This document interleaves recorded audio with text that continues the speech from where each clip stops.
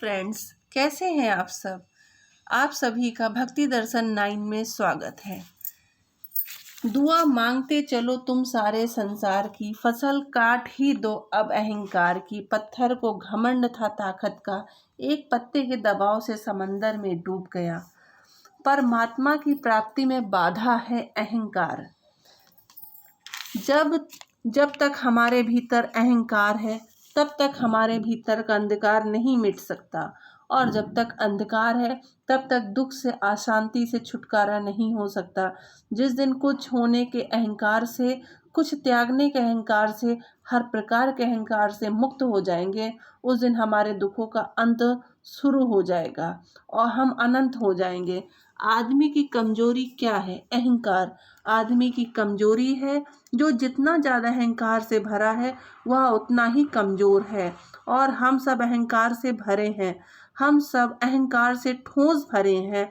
हम इतने ज़्यादा अहंकार से भरे हैं कि हमें परमात्मा के प्रवेश की कोई संभावना नहीं है। जो मनुष्य अहंकार से भरा है वह सत्य को नहीं जान सकेगा, क्योंकि सत्य के लिए चाहिए खाली और शून्य मन।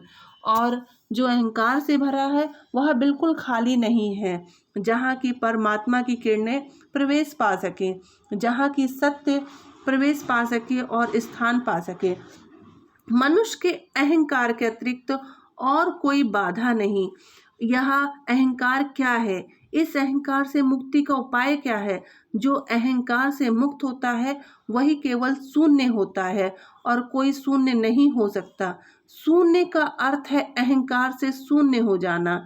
यह हमारा मैं क्या है? जीवन भर हम इस मैं के इर्द गिर्द ही घूमते हैं, इसी मैं के आसपास जीते हैं। हमारे भवन खड़े होते हैं इसी मैं की रक्षा के लिए, हमारे धन के पहाड़ खड़े होते हैं इसी मैं की रक्षा के लिए। यश और पद की प्रतिष्ठा की दौड़ होती है इसी मैं की रक्षा के लिए। और न केवल यह, बल्कि हम त्याग करते हैं, उपवास करते हैं और पूजा करते हैं इस मैं की रक्षा के लिए, और मंदिर खड़े करते हैं इस मैं की रक्षा के लिए।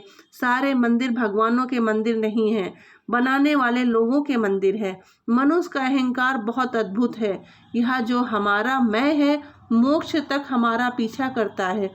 मोक्ष भी इसके लिए हम खोजते और तलाशते हैं। यह मैं है क्या है? एक आदमी तप कर सकता है और तपस्या से के लिए दौड़ लगा रहा है, मैं को भरने की, मैं को पूरा करने की। और जब आदमी थक जाता है और परेशान हो जाता है और पाता है कि यह मैं दुख है, कोई सुख नहीं है, पीड़ा ही लाता है, कोई आनंद नहीं लाता, तो यह भी हो सकता है कि वह मैं को छोड़ने से मैं लग जाए और वह कहे मैं को अब छोड़ दूंगा, अहंकार से मुक्त हो जाऊंगा, मैं विनम्र हो जाऊंगा, जंगलों में चला जाऊंगा, भिखारी हो जाऊंगा। लेकिन कौन हो जाएगा भिखारी? कौन चला जाएगा जंगल में? कौन करेगा त्याग? जब त्याग किया जाएगा, भिखारी हो जाएंगे और जंगल में चले जाएंगे, तब भी मैं तृप्त होऊंगा कि मैंने ये क्या त्याग किया।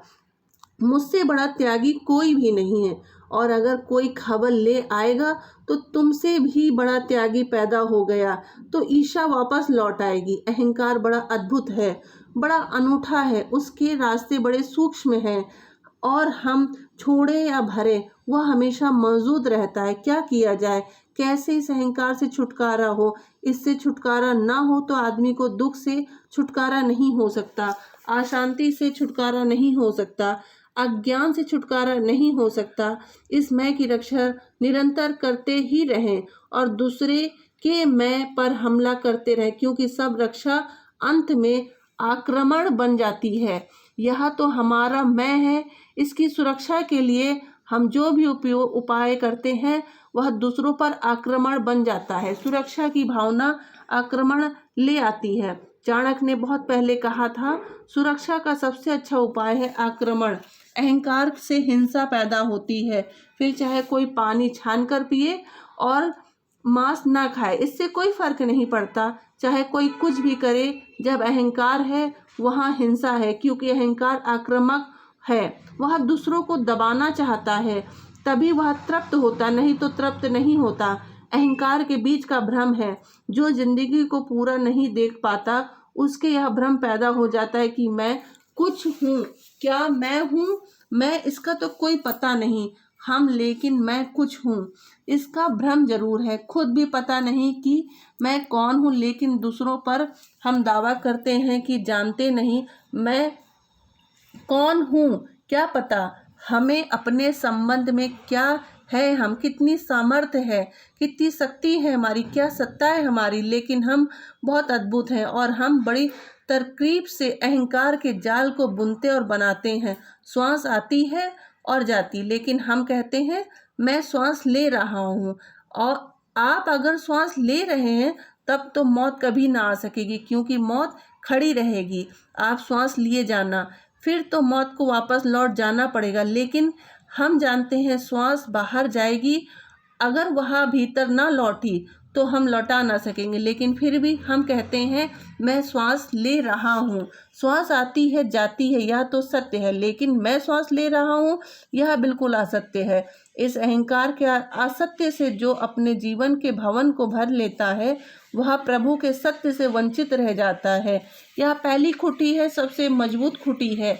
इस खुटी के ना होने की समझ ले लेना जरूरी है। इस खुटी के असत्य को समझ लेना बहुत जरूरी है। इस खुटी को ना मिथ्यात है ना समझ लेना जरूरी है। और यह समझ में आ जाए कि मैं एक झूठी इकाई हूँ तो तत्क्षण जीवन में अनंत की ओर उन्मुख हो जाएगा।